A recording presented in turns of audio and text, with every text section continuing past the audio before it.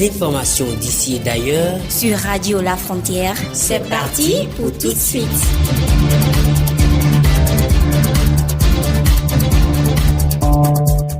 Radio La Frontière, le journal.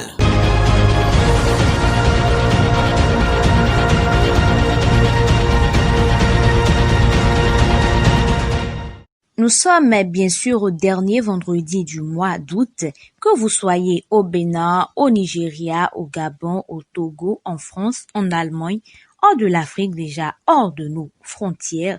Sachez, chers internautes, que c'est un réel plaisir de vous savoir au rendez-vous hebdomadaire de l'information sur votre radio. Mais avant, les titres.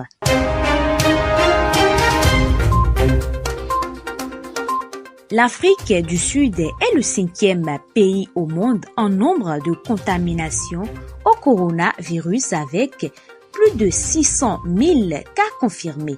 Dans ce même contexte, depuis mercredi dernier, le port de masque est obligatoire à Marseille et les bars, les restaurants et épiceries doivent fermer de 23h à 6h du matin dans l'ensemble des départements classés en zone rouge de circulation du virus, ce qui suscite des réactions. Les détails à suivre dans cette édition.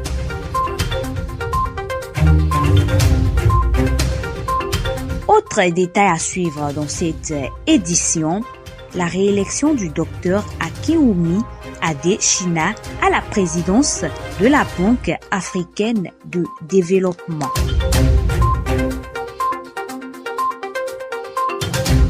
D'autres informations vont meubler cette édition qui vous tend les bras. Bonne écoute à vous.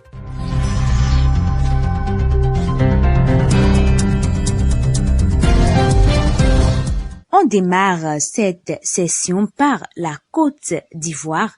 Les dépôts de dossiers pour l'élection présidentielle ont commencé après l'enrôlement du président Alassane Ouattara pour le RHDP, Rassemblement des Roupoétistes pour la démocratie, et l'appel la semaine dernière auprès de la Commission indépendante électorale. Pascal Afi Nguesson pour le FPI, Front populaire ivoirien, et Henri Konabidier pour le PDCI, Parti démocratique de Côte d'Ivoire, ont remis leur dossier hier. Depuis quelques jours, en effet, le bal de militants et de photographes devant les locaux de la CEI est devenu quotidien. À quelques jours de la clôture des dépôts, 6 dossiers ont été déjà remis hier dans l'après-midi. Henri Konan Bédier, président du PDCI, est venu porter sa candidature en main propre. Pour lui, cette candidature va permettre à la Côte d'Ivoire de se reconstruire. C'est en rassemblant pour une Côte d'Ivoire apaisée et plus tôt dans la matinée, une autre figure de la scène politique ivoirienne, Pascal Afi Nguesson du FPI, était venu déposer aussi son dossier. Une procédure plus discrète, l'homme en a profité pour glisser un mot aux responsables de l'institution. Il souhaite une élection transparente et sans fraude. Les 2 candidats ont appelé au rassemblement pour une Côte d'Ivoire apaisée. Au lendemain de la radiation définitive de Laurent Gbagbo des listes électorales, son ancien allié Pascal Afi Nguesson a d'ailleurs confié que sa première mesure, s'il est élu, serait d'autoriser le retour de l'ex-président en Côte d'Ivoire pour sceller la réconciliation nationale. Inondation au Niger. Les fortes pluies qui s'abattent depuis juin sur le Niger, État sahélien pauvre et très sec, ont fait 45 morts et plus de 226 000 sinistrés, alors que plusieurs quartiers de Niamey, la capitale, sont engloutis par les eaux, ont annoncé jeudi 27 août les autorités du pays. Il a été enregistré dans tout le pays 25 834 ménages sinistrés, totalisant 226 563 personnes, avec 45 pertes en vies humaines à la date du 24 août précise le ministre nigérien de l'action humanitaire et de la gestion des catastrophes dans un communiqué. Un précédent bilan officiel du 18 août faisait état de 38 morts et plus de 150 000 sinistrés. Les régions les plus touchées sont Maradi, Tawa, Talabéri, Dosso et Niamey.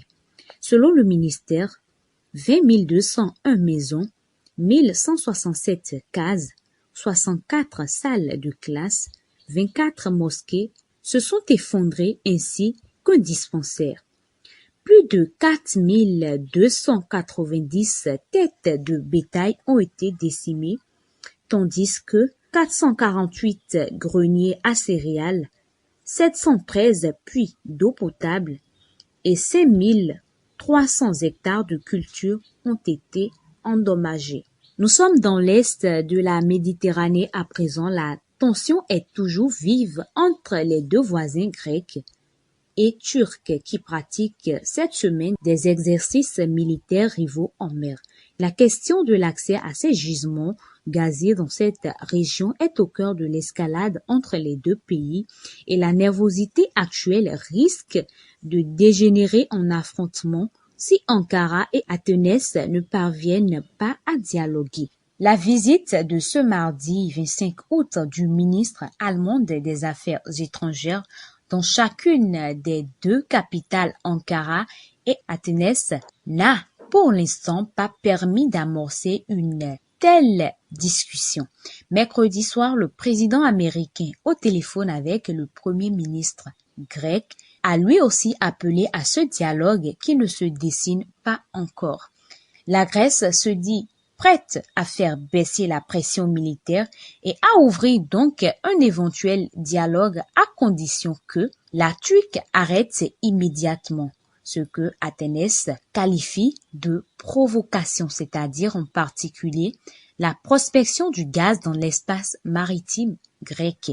Les Turcs, eux, agacés par la ratification cette semaine d'un accord maritime entre Athènes et le Caire, refusent toutes conditions préalables pour entamer des discussions diplomatiques.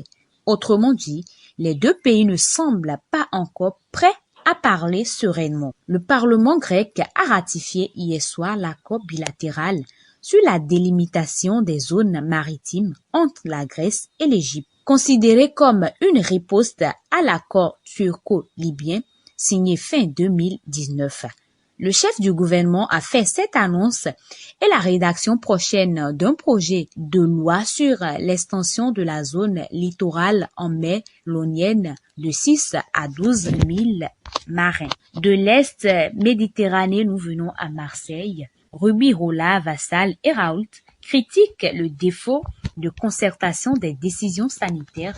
Depuis le mercredi soir déjà, l'État impose le port du masque dans l'espace public de la ville et la fermeture de 23h à 6h des bars, restaurants et commerces d'alimentation dans toutes les Bouches du Rhône. Pour dire, dans l'ensemble du département classé en zone rouge de circulation du virus.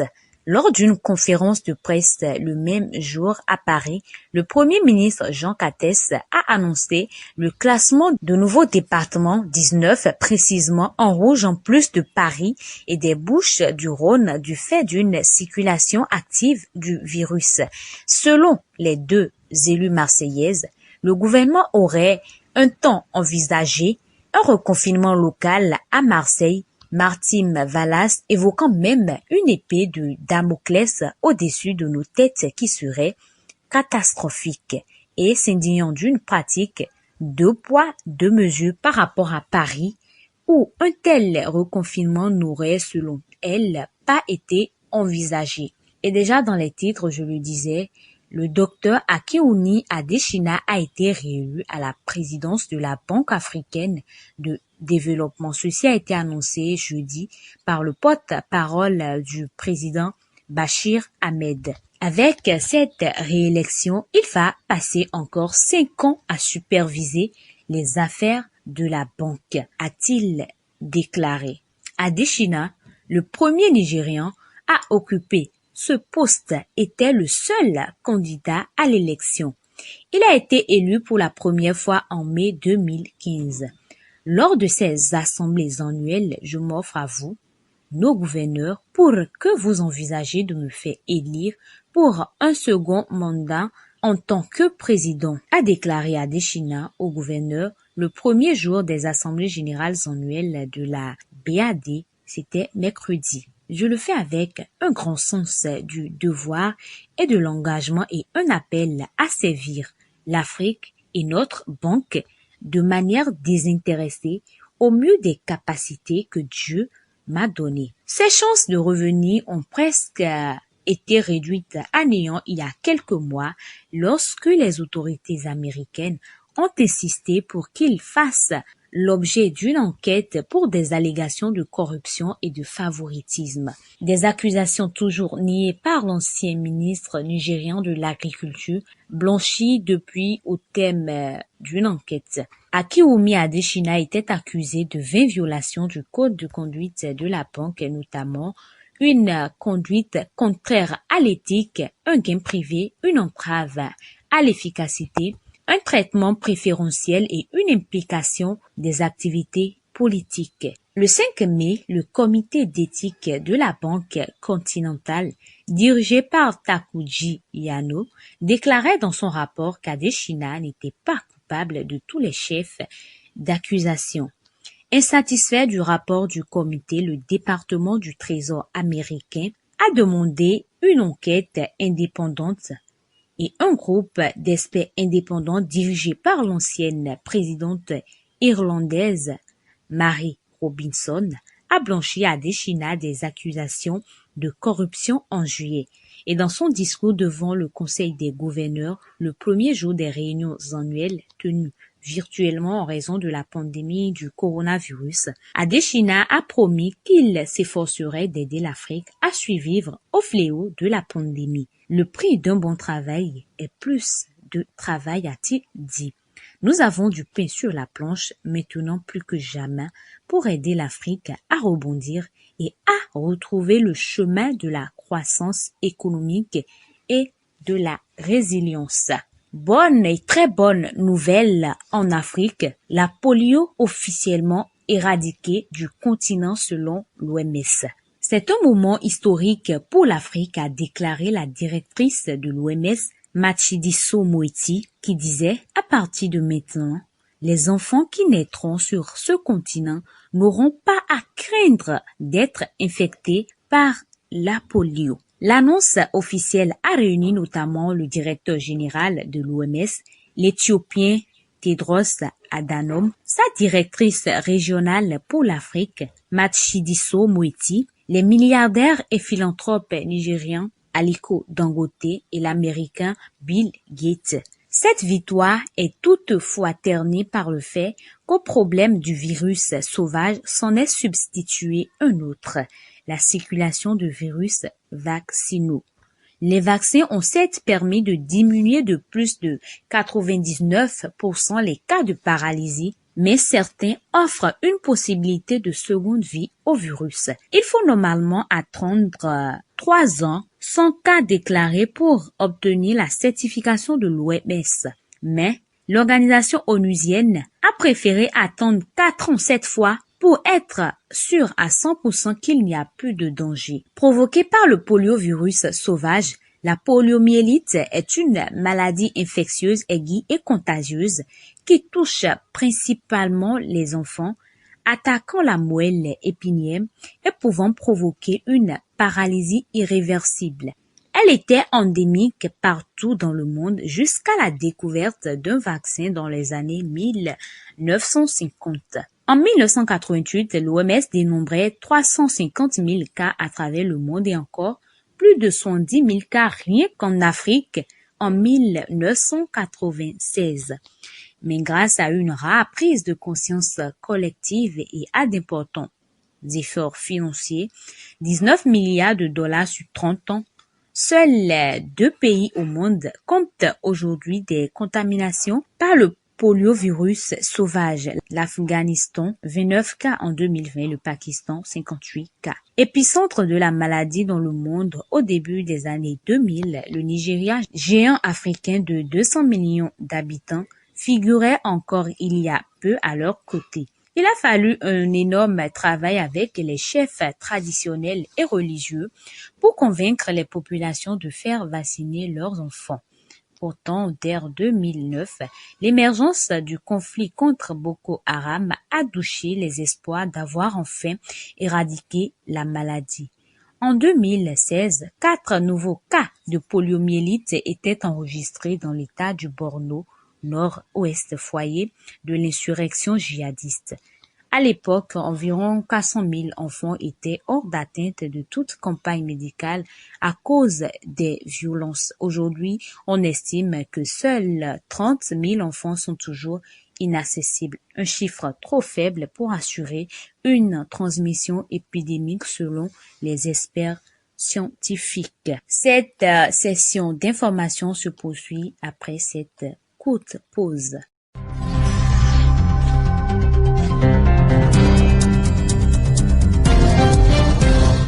En Afrique du Sud, le président Cyril Ramaphosa a fait face à un feu roulant de questions ce jeudi au Parlement. Il répondait à des allégations de corruption contre des hauts fonctionnaires et des membres de l'ANC, le parti au pouvoir. Des soupçons de poste de vin entourent les efforts visant à stopper la propagation du coronavirus.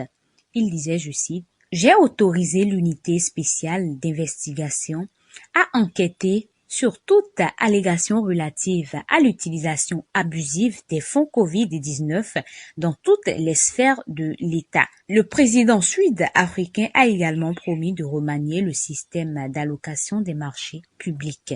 Les réclamations de pots de vin liées au plan d'aide sociale de 26 milliards de dollars pour la pandémie, qui comprenait l'achat des grandes quantités d'équipements de protection individuelle, ont secoué le pays.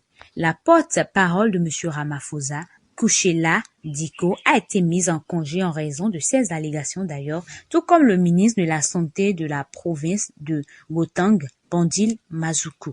Le chef de l'opposition officielle, le Parti libéral Alliance démocratique, a critiqué Cyril Ramaphosa pour avoir permis à l'ancien maire de la municipalité, Zandil Gomede, d'être nommé législateur provincial malgré les accusations de corruption. Le président a déclaré que les affaires de l'ancien maire et sa porte-parole font l'objet d'une enquête par les entités concernées qui le conseilleront sur mesure à prendre. Cette semaine, le gouvernement sud-africain a commencé à publier des contrats et des offres d'achat liées à la pandémie, ce que Ramaphosa a qualifié de sans précédent dans l'histoire de notre pays, permettant au public de retrouver des informations détaillées sur la manière dont les fonds publics sont dépensés. Après avoir obtenu la présidence sur la base d'un ticket anti-corruption, après que son prédécesseur Jacob Zuma ait été contraint de démissionner à la suite de multiples scandales en 2018, M. Ramaphosa a été mis sous pression pour montrer que son gouverneur adopte une position ferme face à ce fléau. On peut dire que l'Afrique du Sud est le 5e pays au monde en nombre de contaminations au Covid-19 avec plus de 600 000 cas confirmés. L'économie du pays est également très affectée avec un taux de chômage de plus de 30%. Voilà, c'est tout pour cette session d'information que vous avez suivie. Merci beaucoup à vous de nous avoir suivis. Eunice, en fait, je suis restée à la présentation, à la cabine technique, Roland Abiola Bokossa. Cette pensée pour finir, pour reconnaître la valeur de la générosité, il faut avoir souffert de la froide indifférence des autres. C'est souvent le manque d'une chose qui donne de la valeur à cette dernière, disait Eugène Cloutier. Bon vendredi à tous. Rendez-vous vendredi prochain pour d'autres informations.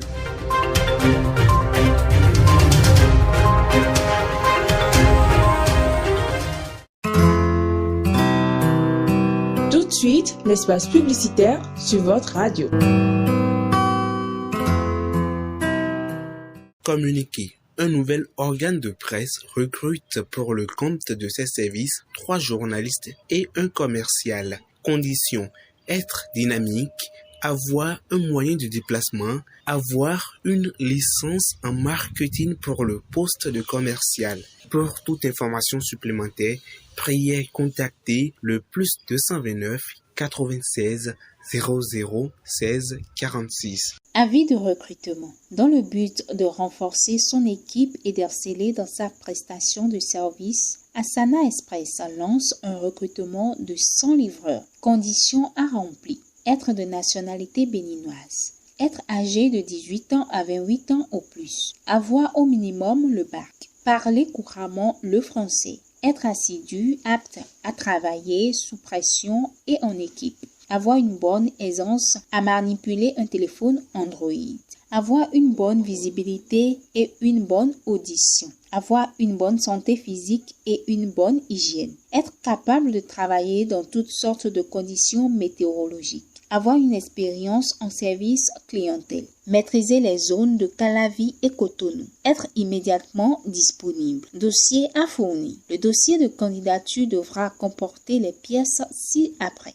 Lettre de motivation, copie simple de l'attestation du bac, copie simple de la carte d'identité, curriculum vitae, dossier à déposer du 17 au 31 août au siège de la direction de Asana Express, immeuble en face des témoins de Jéhovah, à Akasato, les jours ouvrables de 8h à 18h30. Pour tout renseignement, veuillez contacter les numéros suivants: 62 64 61 68 ou le 60 60 09 69. Assigné le directeur général, Monsieur Kwasi Click.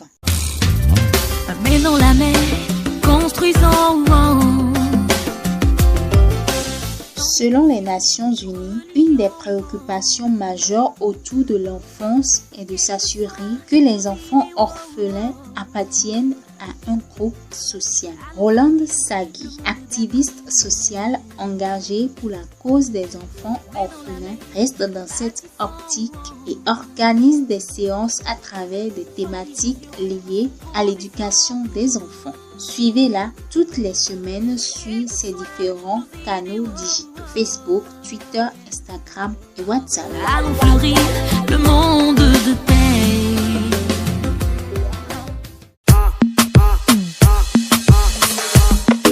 La transformation des restaurants au monde numérique est une réalité. Le client recherche non seulement de la bonne nourriture, mais reste spécifique dans le choix de la commande du repas. Voilà pourquoi votre restaurant en ligne Joyce Delice met à votre disposition des plats typiquement made in Bénin et aux saveurs envoûtantes.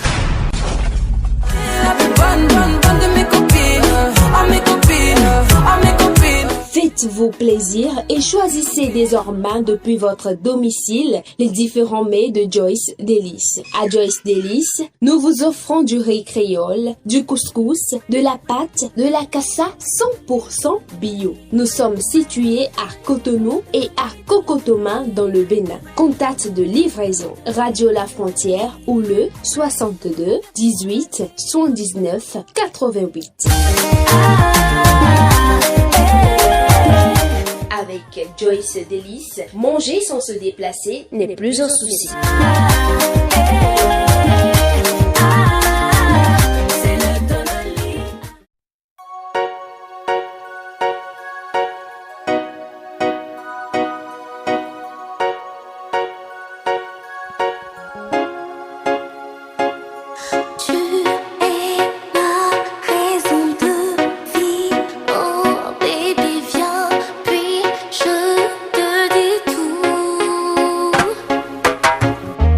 Tu es entré dans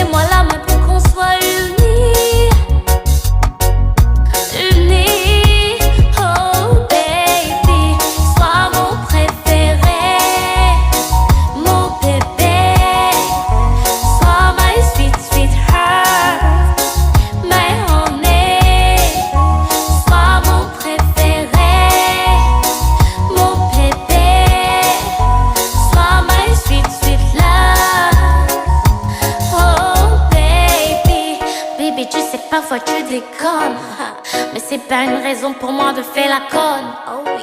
Et quand je te vois avec toutes ces connes, ça me fait pousser des crocs. Oh baby, you know you